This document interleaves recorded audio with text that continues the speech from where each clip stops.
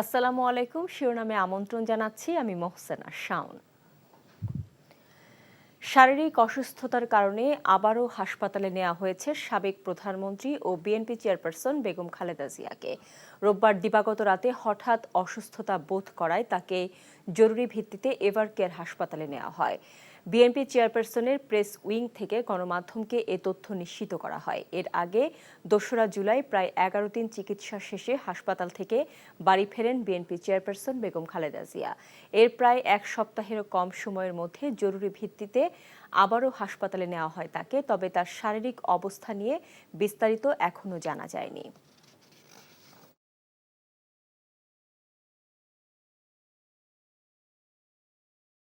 এখন জন্ম সনদ দিয়ে খোলো বিকাশ স্টুডেন্ট অ্যাকাউন্ট। নিজের বিকাশ নিজে কর। নদ নদীর পানি বাড়ায় কুড়িগ্রাম, জামালপুর, সিরাজগঞ্জ, গাইবান্ধা ও বগুড়ায় বন্যা পরিস্থিতির অবনতি হয়েছে। প্লাবিত হচ্ছে নতুন নতুন এলাকা। দুর্গত এলাকায় বন্ধ রয়েছে শিক্ষা কার্যক্রম। এ বিষয়ে জানতে যাচ্ছি জামালপুরে। সেখানে আছেন সহকর্মী আসমাউল আসিফ।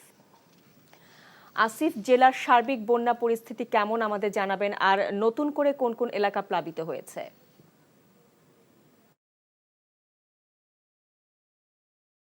শাওন, জামালপুরের যে বন্যা চলমান রয়েছে গত এক সপ্তাহ ধরে, আজ সকালে কিন্তু জামালপুরের বাহাদুরাবাদ ঘাট পয়েন্টে এবং জগন্নাথগঞ্জ ঘাট পয়েন্টে পানি কিছুটা কমেছে।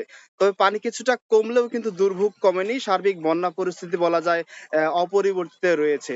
বাহাদুরাবাদ ঘাট পয়েন্টে আজ সকালে যমুনা নদীর পানি গত ২৪ ঘন্টায় ৯ সেন্টিমিটার কমে বিপদসীমার ৭৮ সেন্টিমিটার উপর দিয়ে প্রবাহিত হচ্ছে এবং জগন্নাথগঞ্জ ঘাট পয়েন্টে ৪ সেন্টিমিটার কমে বিপদসীমার ১১৪ সেন্টিমিটার উপর দিয়ে প্রবাহিত হচ্ছে।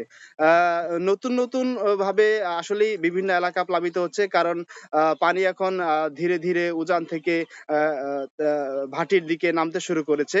জামালপুরের দেওয়ানগঞ্জ, ইসলামপুর, বকশীগঞ্জ, মেলান্দ, মাদারগঞ্জ এবং সরিষাবাড়ী উপজেলার মোট ৫০টি ইউনিয়ন কিন্তু ইতিমধ্যে প্লাবিত হয়েছে। আর বিভিন্ন রাস্তাঘাট ডুবে যাওয়ায় এবং অনেক রাস্তাঘাট বন্যার পানির স্রোতে ভেঙে যাওয়ায় কিন্তু নতুন নতুন করে অনেক এলাকা প্লাবিত হচ্ছে, লোকালয়ে পানি প্রবেশ করছে এবং ইতিমধ্যেই কিন্তু ৮,০০০ হেক্টর ফসলি জমি পানির নিচে ডুবে গেছে। বন্ধ রয়েছে বেশ কিছু শিক্ষা প্রতিষ্ঠান।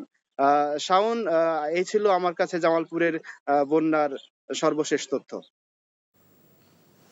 জামালপুর থেকে জানছিলাম বন্যার খবর।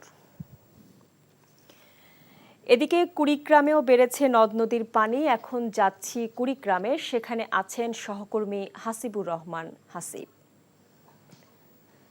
হাসিব, কুড়িগ্রামে বন্যার সার্বিক চিত্র আমাদের জানাবেন।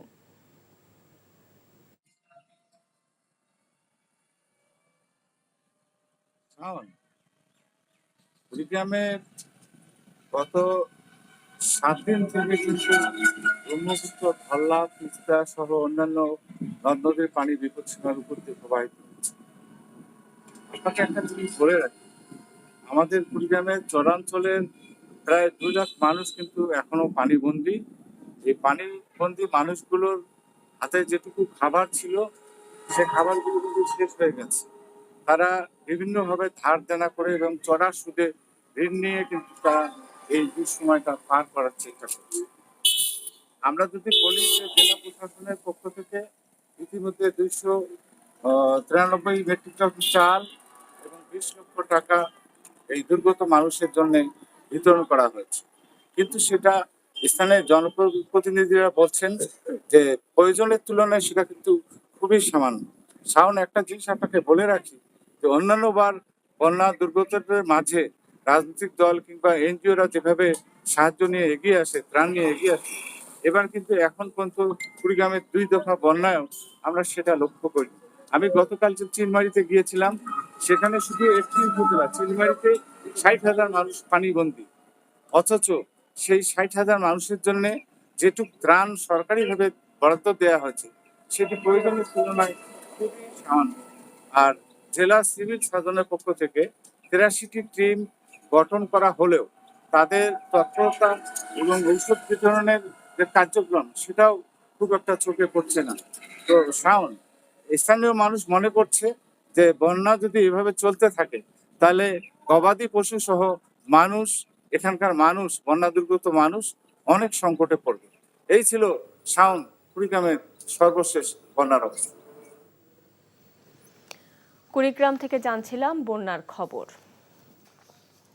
শিরোনাম এটুকুই। এই খবরের ভিডিও সহ আপডেট জানতে ভিজিট করুন এনটিভি অনলাইন www.ntvbd.com। এছাড়াও এনটিভির জনপ্রিয় সব অনুষ্ঠান ও খবরের আপডেট জানতে ভিজিট করুন আমাদের ইউটিউব ও ভেরিফাইড ফেসবুক পেজ। 12টায় মধ্যাহ্নের খবর দেখার আমন্ত্রণ রইল।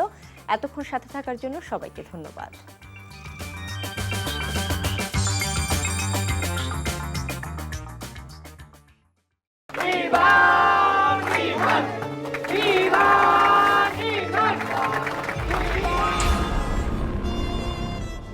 তুমি নিজের জীবনটা শেষ করলে, সাথে আমারটাও শেষ করে দিয়ে গেলে। আপনি এই মেয়েটাকে চেনেন না? না।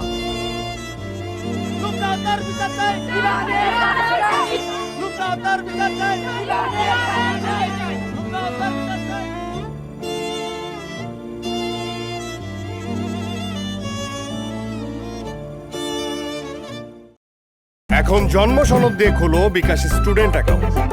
নিজের বিকাশ নিজে কর।